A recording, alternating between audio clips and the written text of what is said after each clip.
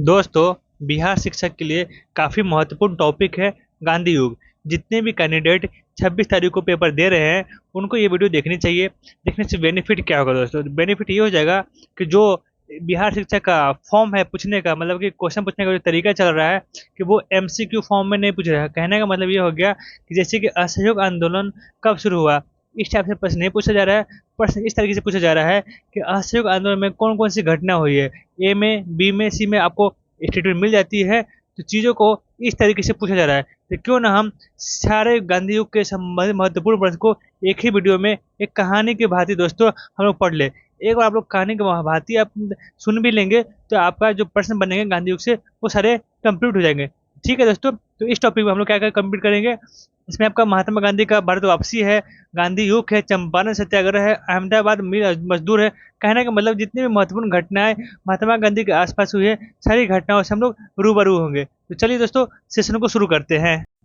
तो चलिए दोस्तों, मोस्ट इम्पोर्टेंट टॉपिक गांधी युग को शुरू करते हैं। इससे पहले मैं अपने बारे में बता दूं, मैं हूं आपका दोस्त अंकुश, qualified Bihar sub inspector.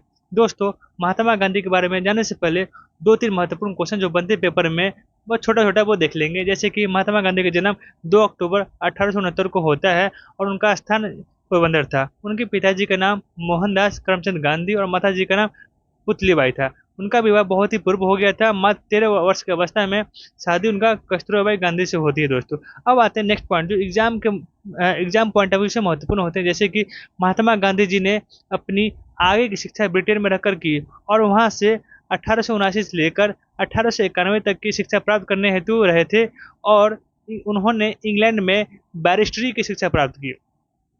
Next point है दोस्तों, 1891 में वे इंग्लैंड से बैरिस्ट्री की शिक्षा प्राप्त करके भारत वापस लौटे और अब उन्हें वकालत करनी थी। तभी इसी बीच 1892 में उन्हें एक मुस्लिम व्यापारी दादा अब्दुल्ला द्वारा दक्षिण अफ्रीका में उसकी वकालत करने का प्रस्ताव आया और उन्होंने यह प्रस्ताव स्वीकार कर लिया। दोस्तों, मोस्ट इम्पोर्टेंट क्वेश्चन बनता है कि दक्षिण अफ्रीका के व्यापारी कौन थे जिनके कहने पर महात्मा गांधी दक्षिण अफ्रीका जाते हैं और कब जाते हैं। तो 1892 में दोस्तों मुस्लिम व्यापारी दादा अब्दुल्ला साहब थे, उनके द्वारा खुद की पैरवी करने के लिए आपको ये प्रस्ताव आता है महात्मा गांधी के पास कि आइए वकालत अपना शुरू कीजिए। तो महात्मा गांधी बातों को मानते हैं और दक्षिण अफ्रीका चले जाते हैं। अब आते हैं दोस्तों नेक्स्ट पॉइंट जिससे महात्मा गांधी महात्मा कहलाए। तो वो चीज़ें हम लोग को देखेंगे पेपर में।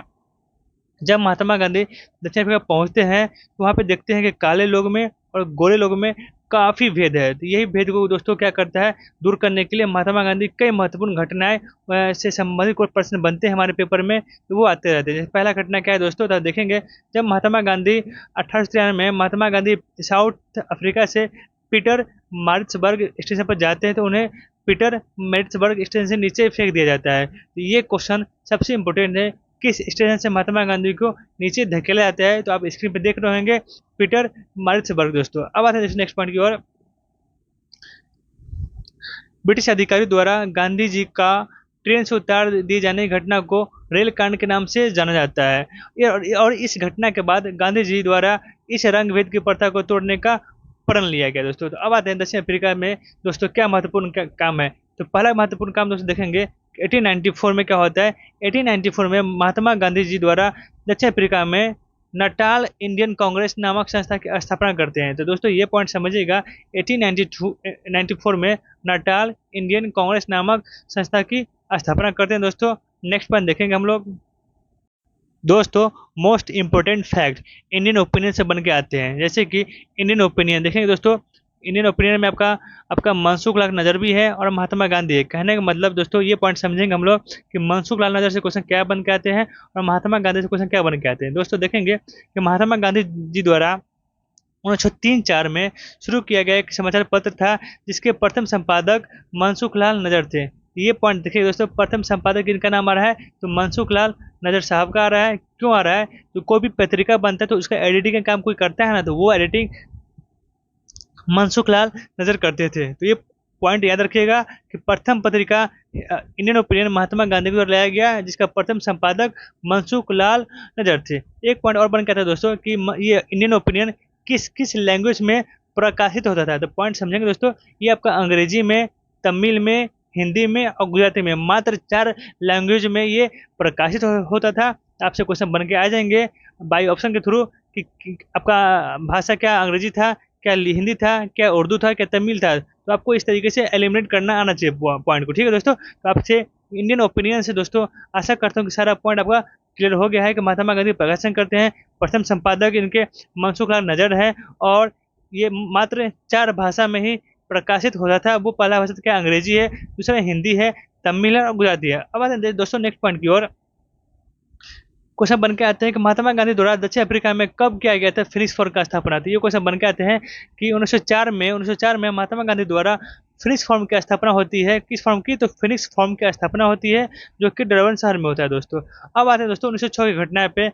1906 में क्या होता है दोस्तों, महत्वपूर्ण क्वेश्चन बन के आते हैं कि 1906 में महात्मा गांधी जो है प्रथम बार सत्याग्रह, ये चीज ध्यान रखिएगा कि दक्षिण अफ्रीका में प्रथम बार सत्याग्रह शुरू किया जाता है। जबकि पूछेगा कि प्रथम सत्याग्रह जो भारत में कब होती है, तो 1917 के चंपारण आंदोलन में। दोनों क्वेश्चन समझिएगा। 1906 में कहाँ पे होता है?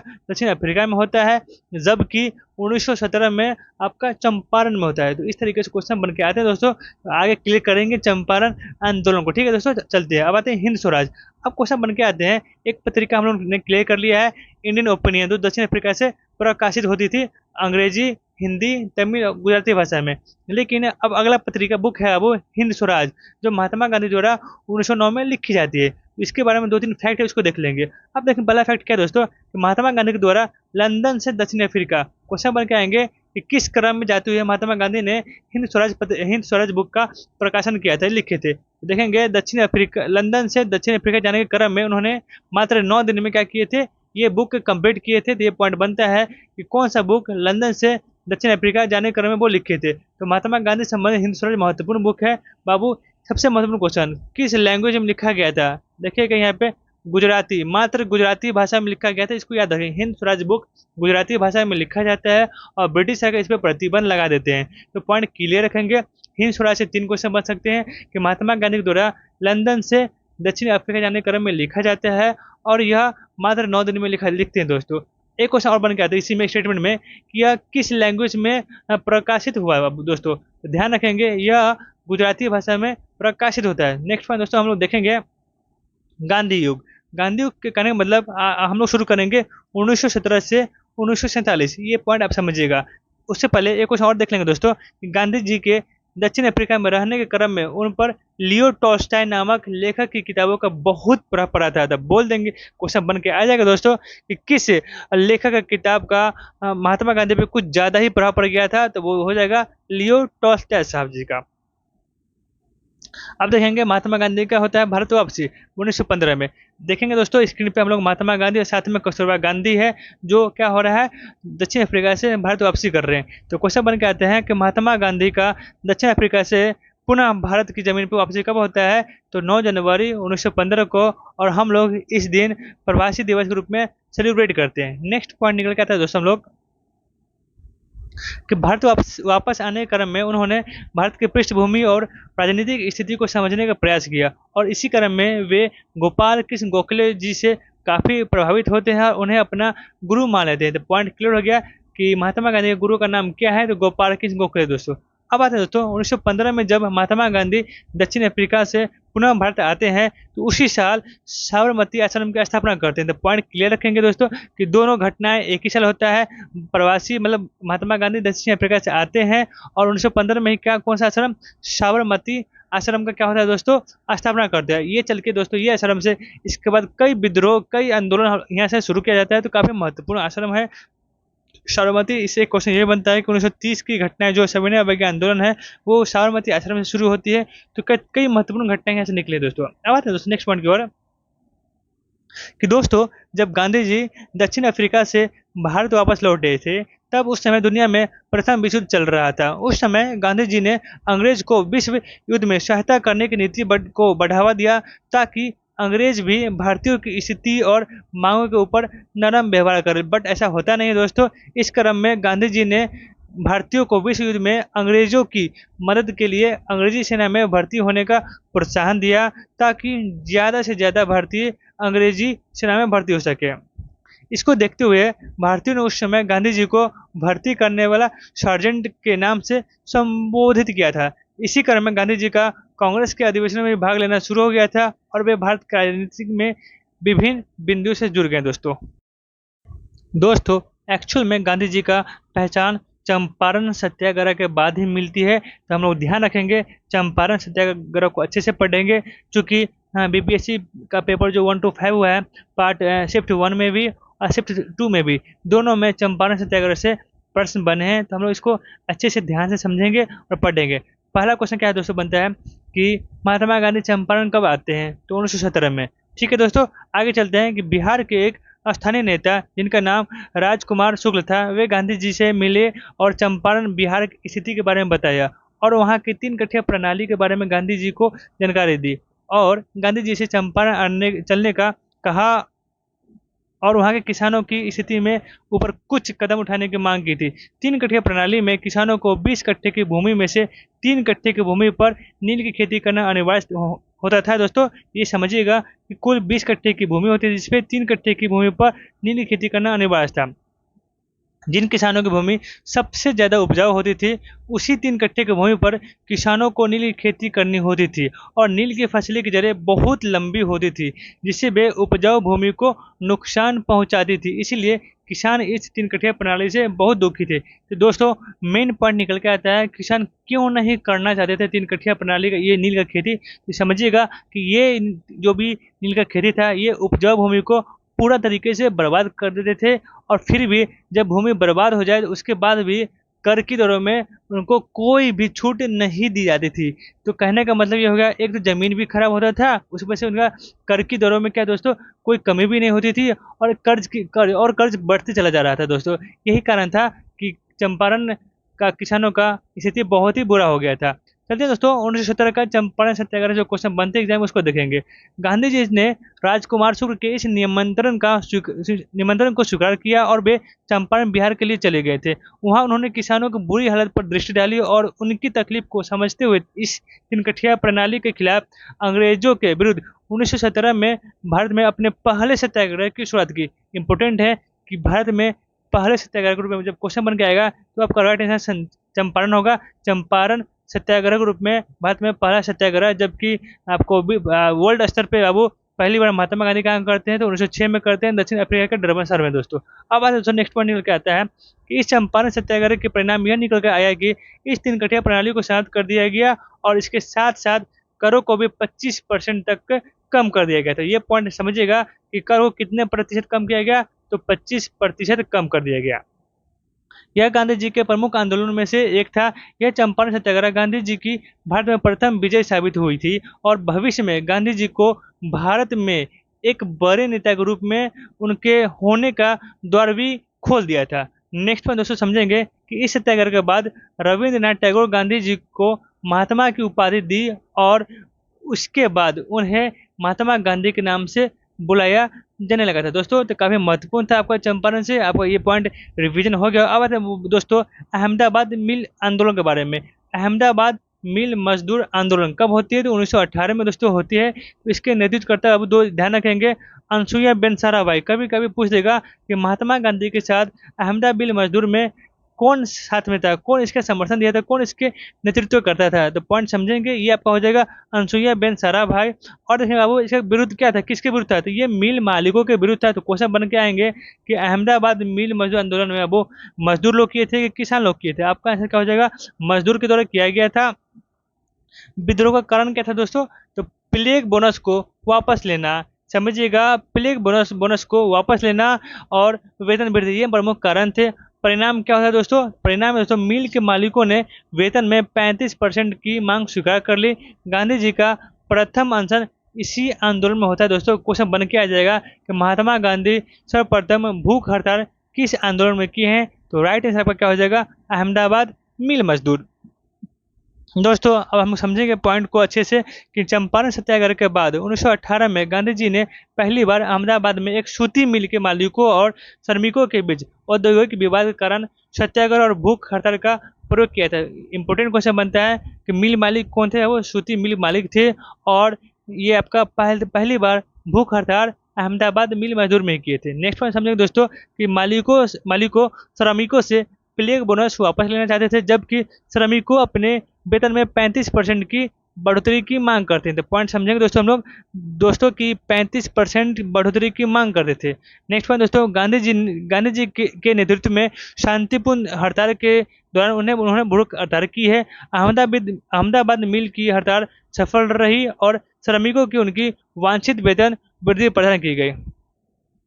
दोस्तों ये महत्वपूर्ण क्वेश्चन बनता है यहाँ से कि इन सभी आंदोलन में गांधी किसानों, कारीगरों और यहाँ तक कि तथाकथित निचली जातियों सहित जनता को शामिल करने में सक्षम रहे। यह पिछले आंदोलन से एक बदलाव था जब भागीदारी उच्च और मध्यम वर्ग तक सीमित थी। कहने का मतलब दोस्तों ये हो गया कि इससे पहले जब महात्मा गांधी के आने से पहले जितने भी आंदोलन हुए हैं तो उसमें क्या था, वो उसमें किसान भाग लेते थे, न ही मजदूर भाग लेते थे और न ही निम्न जाति के लोग भाग लेते। कोई भी आंदोलन को महत्वपूर्ण बनाने में, फेमस बनाने में उसमें किसान होना बहुत ज़रूरी है, उनमें मजदूर होना बहुत ज़रूरी है, उनमें निम्न जाति के लोग साथ साथ बड़े लोग भी होना जरूरी है, तभी जाके कोई भी वो आंदोलन प्रसिद्ध होता है और वो सफल होता है। अब देखें दोस्तों नेक्स्ट खेरा आंदोलन के बारे में। खेरा आंदोलन में दोस्तों क्या घटना घटती है कि गुजरात में ही रह रहे किसानों के साथ अत्याचार के विरुद्ध अंग्रेजों के खिलाफ यह आंदोलन किया गया था महात्मा गांधी के द्वारा। कानून के अनुसार यदि उपज सामान्य उत्पादन के 1/4 से कम थी तो किसान छूट के हकदार थे। कहने का मतलब क्या हो गया, ये भी आंदोलन आपको किसान से संबंधित है और अहमदाबाद आपका मजदूर से संबंधित है और चंपारण भी किसान से संबंधित है। तो पॉइंट क्लियर करेंगे, चंपारण और खेड़ा क्या था, आपको किसान से संबंधित, जबकि अहमदाबाद आपका मिल से संबंधित था। दोस्तों अब समझेंगे कि कानून के अनुसार जो कानून था उस वक्त, यदि उपज सामान्य उत्पादन के 1/4 से कम होती थी, मतलब कि 100 केजी अगर गेहूं आपका एक कट्ठा में हो रहा है, आपका अगर 25 अगर आपको उसे जमीन पे मात्र 22 केजी हुआ, मतलब 1/4 से कम हुआ, तो आप उस कर में छूट के हकदार थे। दोस्तों अब देखेंगे, लेकिन सरकार ने भू राजस्व चुकाने में किसी तरह की छूट देने से इनकार कर दिया था। यहाँ पर किसानों की फसलें नष्ट हो जाने के बाद उससे भी करों की वसूली की जा रही थी। यहाँ पर आंदोलन में उनका साथ सरदार वल्लभ भाई पटेल भी देते। अब देखें दोस्तों कि खेरा आंदोलन में महात्मा गांधी के साथ आपका सरदार वल्लभ भाई पटेल भी थे, जबकि अहमदाबाद में अनसुईया जी थी। कौन अनसुईया थी बाबू, इसको पॉइंट समझेंगे कि अनसुईया बेन साराभाई आपका अहमदाबाद में आते हैं, अनसुईया बेन साराभाई अहमदाबाद में आते हैं, जबकि आपको देखेंगे दोस्तों खेरा में साथ उनका सरदार पटेल जी देते हैं। तो पॉइंट समझेंगे। अगर क्वेश्चन बन के आ गए, जैसे क्वेश्चन बन के आया था दोस्तों कि खेरा आंदोलन में महात्मा गांधी मतलब कि सरदार वल्लभ भाई पटेल किस किस आंदोलन में नेतृत्व किए थे, तो उसमें से एक खेरा का भी नाम था। तो देखिएगा सेकेंड शिफ्ट में क्वेश्चन बन के आया था। तो क्वेश्चन बन के आते हैं, बस ध्यान से आप लोग को सुनना है, क्वेश्चन आप करके आएंगे अच्छे से, ठीक है दोस्तों। अब चलते हैं दोस्तों नेक्स्ट पॉइंट की ओर कि जिले के सभी जातियों और नस्लों के लोग आंदोलन को अपना समर्थन देते हैं। विरोध शांतिपूर्ण था और लोगों ने निजी संपत्ति की जब्ती और गिरफ्तारी जैसे प्रतिकूल परिस्थितियों में भी उल्लेखनीय साहस दिखाया। आखिरकार अधिकारियों ने हार मान ली और किसानों को कुछ करों में रियायतें दी गई। कहने का दोस्तों मतलब ये हो गया कि जब ये खेरा आंदोलन शुरू हुआ तो उस वक्त ब्रिटिश अधिकारियों के द्वारा किसानों को निजी संपत्ति और उनका जब्ती भी किया गया, मतलब जो भी जमीन था उनको भी जब्ती किया गया। फिर भी लोग क्या हुए, हिंसक नहीं हुए और उल्लेखनीय साहस देकर शांतिपूर्ण होता विरोध किए। और इस तरीके से क्या होता है, आपको खेरा आंदोलन में संपूर्ण तरीके से प्रसिद्ध होता है, सफल होता है। आप दोस्तों इंपोर्टेंट क्वेश्चन बनते हैं खिलाफत आंदोलन का।